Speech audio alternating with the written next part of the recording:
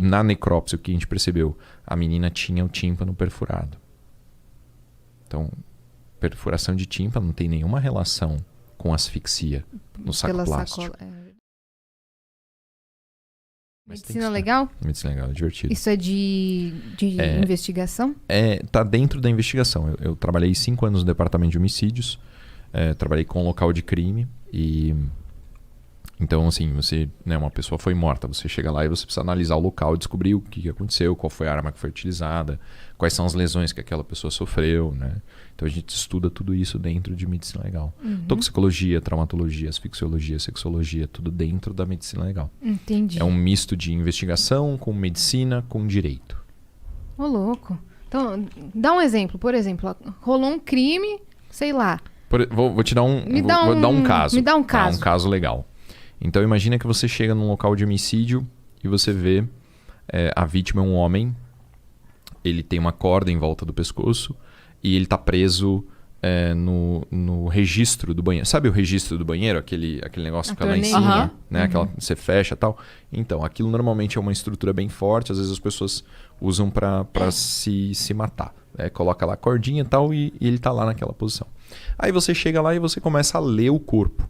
Né, entender quais são os sinais que estão, né, os sinais característicos de asfixia e tal, e você percebe que não está batendo muito certo. Porque, por exemplo, os livores cadavéricos, né, hoje, você, a Cris, a gente tem mais ou menos 6 litros de sangue circulando no corpo. Tá? E tem uma bomba, que é o coração, que está bombando esse sangue. Quando a gente morre, o coração para de bater. Então o sangue ele funciona, né, ele vai parar de circular por força da bomba, ele vai se depositar. Quando ele se deposita, ele forma essas manchas. E essas manchas têm uma relação com a forma como o corpo está.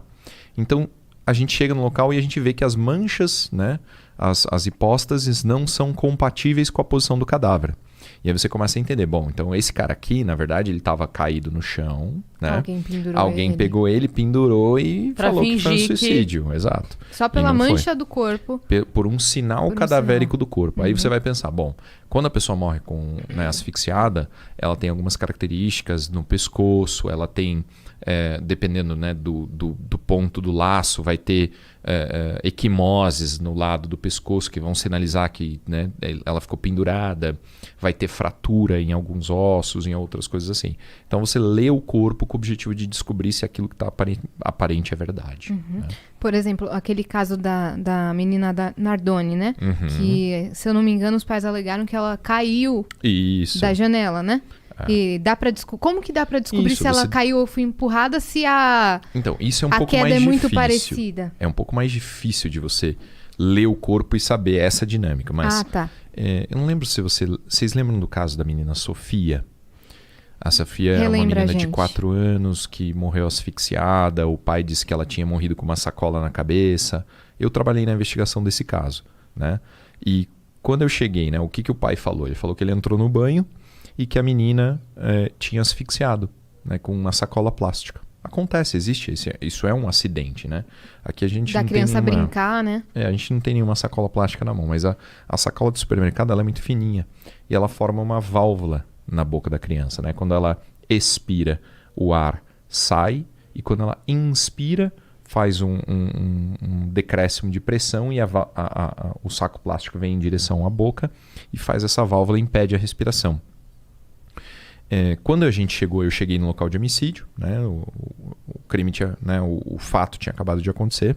A primeira coisa que eu fiz foi, né, pedir para o perito medir o saco plástico, medir a circunferência da cabeça. Já quando eu peguei no plástico, eu já senti que ele era muito grosso, que não era compatível com a função da válvula. A gente já começa a trabalhar esse caso, a gente levou eles para a delegacia, ouviu todo mundo, acompanhei a necrópsia, depois a gente... né, na necrópsia, o que a gente percebeu? A menina tinha o tímpano perfurado. Então, perfuração de tímpano não tem nenhuma relação com asfixia no saco plástico. Né? Então, o que a gente descobriu? Ela tinha uma colônia de bactérias dentro do pulmão que era compatível com o estômago. Então, quer dizer, como que o vômito foi parar dentro do pulmão numa asfixia? Não é característico, entende? Ela tinha... Caralho, que maluquice. Exato. E daí o que né? Até hoje o pai ele nunca confessou, né? A minha teoria, analisando o que aconteceu, é que... Ele tá preso? A menina... Ele ficou preso muito tempo, mas ele, né, acabou sendo solto por um determinado tribunal. Ele, na minha teoria, ele deve ter dado um tapa na menina, porque ele é destro e era o ouvido esquerdo dela, que estava perfurado. Então ele deve ter dado um tapa na menina, perfurou o tímpano. Perfuração de tímpano causa uma dor muito grande, muito intensa, a criança chora. Às vezes, quando a criança chora muito, ela não vomita. Né? Ela, então, chorou, vomitou, ele deve ter tentado tampar a boca dela, por causa do choro, a intensidade e tal, no desespero.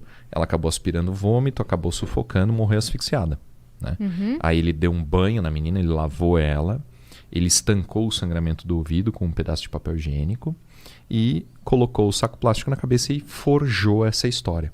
Então a importância da medicina legal é essa, é analisar a narrativa, analisar a vida real e ver se as coisas batem. Se não bater, algo está errado. A gente prendeu ele no dia do funeral da menina. No funeral da menina a gente saiu com ele preso. Né? Ficou preso. Mas como vocês puderam prendê-lo? Eu representei pela prisão preventiva, né? Temporária e depois a preventiva dele. Mas não foi flagrante delito. Entendi. Mas aí você apresentou essa teoria? Isso, a gente ficou 3 dias sem dormir. A primeira vez que eu dormi foi no necrotério, esperando a necrópsia. A segunda vez que eu dormi nesses 3 dias foi no fórum, esperando o juiz da prisão. Caraca, meu.